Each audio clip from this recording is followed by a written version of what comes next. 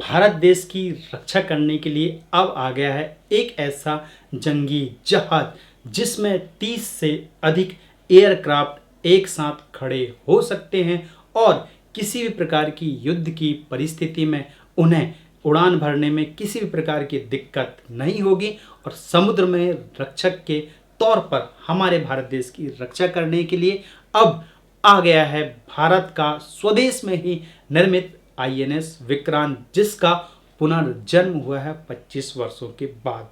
क्या आपको पता है पुनर्जन्म वर्ड कैसे आया? हाँ, एक बहुत ही अच्छी कहानी के रूप में मैं आपको बताना चाहूँगा। जी हाँ, मेरा नाम है मिथिलेश उइके और मैं आपका स्वागत करता हूँ मेरे इस यूट्यूब चैनल में। चलिए 1961 की ओर चलते हैं। वर्ष 1961 में भारत देश ने ब्रिटेन से एक जंगी जहाज को खरीदकर बुलाया और भारत की समुद्री क्षेत्र में रक्षा करने के लिए उस जंगी जहाज को हिंद महासागर क्षेत्र में रखा, जिसका नाम था आईएनएस विक्रांत। जी हाँ, भारत देश का प्रथम युद्ध पोत विमान वाहक जिसका नाम है आईएनएस विक्रांत, जिसने अपनी सेवा भारत देश को समुद्री रक्षक के रूप में लगातार 36 वर्षों तक दी।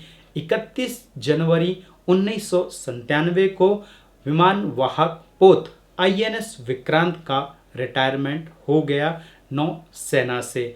नौसेना में रहते हुए हमारे भारत देश में जब एक ऐसी विपत्ति आई थी 1971 में, याद है आपको 1971 में जब भारत पाक युद्ध हुआ था, उस समय आईएनएस विक्रांत ने हमारे भारत देश की रक्षा की थी।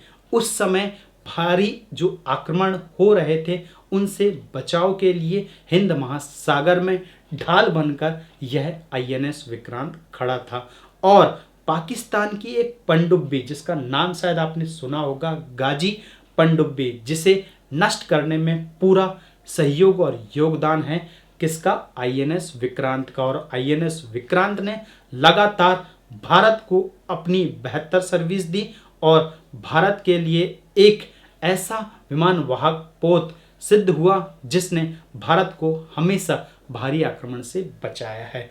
वर्तमान में भारत के पास 2 विमान वाहक पोत हो चुके हैं। पहला जो आईएनएस विक्रमादित्य है, दूसरा है भारत देश में ही निर्मित स्वदेशी तकनीकी से जिसे पूरा किया गया है और इसका नाम भी रखा गया है आईएनएस विक्रांत, इसीलिए इसका पुनर्जन्म हुआ है। अब जब 1997 में इसे रिटायर कर दिया गया नौसेना से, उस समय हमारे भारत देश के पास केवल एक ही विमान वाहक युद्धपोत बचा था जिसका नाम है आईएनएस विक्रमादित्य, जो बंगाल की खाड़ी में लगातार अपनी सेवा दे रहा था। वहां पर इसमें बहुत से ऐसे विमान खड़े थे जो युद्ध की परिस्थिति में आक्रमण कर सकते थे, लेकिन यदि युद्ध पूर्वी क्षेत्र में होता तो विक्रमादित्य उसे आसानी से संभाल लेता, लेकिन पश्चिमी क्षेत्र से यदि कोई बाहरी आक्रमण हो तो विमान को वहां से पहुंचने में काफ़ी समय लगता। इसीलिए हमारे भारत देश को जरूरत थी कि हिंद महासागर में भी एक विमान वाहक युद्धपोत होना चाहिए। फिर 2009 से एक विमान बनाने की तैयारी की। कौन सी? विमान युद्धपोत वाहक, जो विमान वाहक युद्धपोत है उसे बनाने की तैयारी की गई। वर्ष 2009 से इस पे लगातार कार्य किया गया। इसमें 75% से अधिक जितने भी उपकरण लगाए गए हैं सभी स्वदेश में ही निर्मित किए गए हैं। उनका निर्माण भारत देश में ही किया गया है।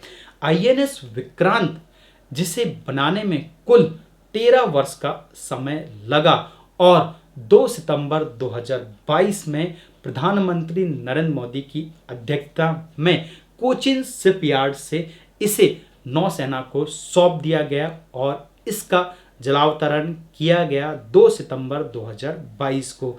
और 2 सितंबर 2022 से अब भारत में नौसेना के बेड़े में द्वितीय रूप से जिसका पुनर्जन्म हुआ है INS विक्रांत इसे भी शामिल कर लिया गया है। बहुत ही अच्छे अच्छे रोचक तथ्य हैं जो हमें जानने चाहिए। जी हाँ, INS विक्रांत को बनाने में कुल 13 वर्ष का समय लगा। INS विक्रांत में जो स्टील का प्रयोग किया गया है वह steel authority of India limited से लाया गया है। इसे बनाने में दो कंपनी का साथ रहा है। एक है वॉरशिप नेवी की ब्यूरो कंपनी और दूसरा सार्वजनिक उपक्रम की कोचिन शिपयार्ड कंपनी, जिसकी सहायता से इसे तैयार किया गया है। INS विक्रांत की जो लंबाई है वह है 262 मीटर और इसकी चौड़ाई है 62 मीटर। इसमें कुल 2200 कक्ष है, कमरे हैं और 1600 से थोड़े अधिक व्यक्ति इसमें एक साथ रह सकते हैं। INS विक्रांत में मेडिकल फैसिलिटी के लिए भी बहुत अच्छा लैब तैयार किया गया है। 16 बेड का यहाँ पर एक हॉस्पिटल तैयार किया गया है। यहाँ पर ICU वार्ड है, इमरजेंसी मेडिकल फैसिलिटी है, यहाँ पर CT स्कैन मशीन है और बहुत सी फिजियोथेरेपी जैसी सारी मशीनें यहाँ पर है। अर्थात मेडिकल के क्षेत्र में भी INS विक्रांत को बहुत ही अच्छे तरीके से तैयार किया गया है। यहाँ पर एक ऐसा किचन तैयार किया गया है जहाँ पूरे जितने भी वहाँ पर कार्य करने वाले कर्मचारी और अधिकारी हैं उन्हें एक साथ खाना खिलाया जा सके। इस प्रकार के 2 समथिंग यहाँ पर किचन भी तैयार किए गए हैं। INS विक्रांत का जो कुल वजन है वह है 45,000 टन। और आपको पता है 13 वर्ष के लंबे प्रयास के बाद जब INS विक्रांत को तैयार किया गया तो इसकी जो कुल लागत है वह है 20,000 करोड़ रुपए।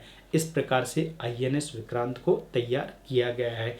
यहाँ पर मैंने जो आपको कुछ बेसिक चीज़ें बताया हूँ ये बहुत ही इम्पोर्टेंट है INS विक्रांत के विषय में। और फाइनली आधिकारिक रूप से 2 सितंबर 2022 को नौसेना में इसे शामिल कर लिया गया है। अब नौसेना के बेड़े में INS विक्रमादित्य और INS विक्रांत शामिल हो गया है।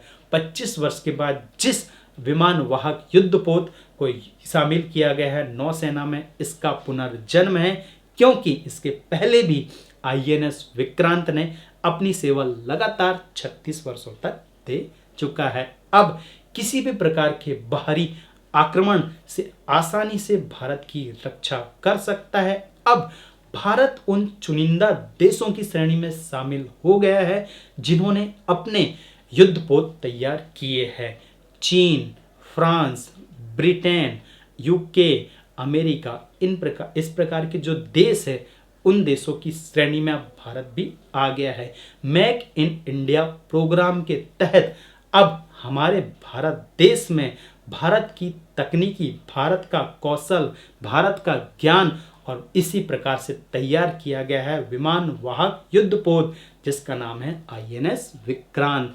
दोस्तों, आपको यह वीडियो पसंद आए लाइक, कमेंट और शेयर करना बिल्कुल भी ना भूलिएगा।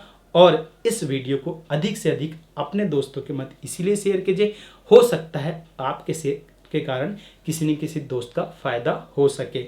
एक बात बहुत ही इंपॉर्टेंट है, यहाँ पर आप जो देख रहे हैं ये है INS विक्रांत और इसके पीछे आपको यहाँ पर एक PDF दिखाई दी जा रही है। आप इस PDF की जो संपूर्ण जानकारी है उसे मेरी वेबसाइट www.teachingguruji.com पर जाकर पढ़ सकते हैं। स्टडी मटेरियल के रूप में 15 रोचक तथ्य के रूप में जो तैयार किया गया है वो आपको मेरी वेबसाइट से मिल जाएगा। तब तक के लिए लेता हूँ आपसे विदा, मिलता हूँ कोई अच्छी इन्फॉर्मेशन के साथ। जय हिंद, जय भारत।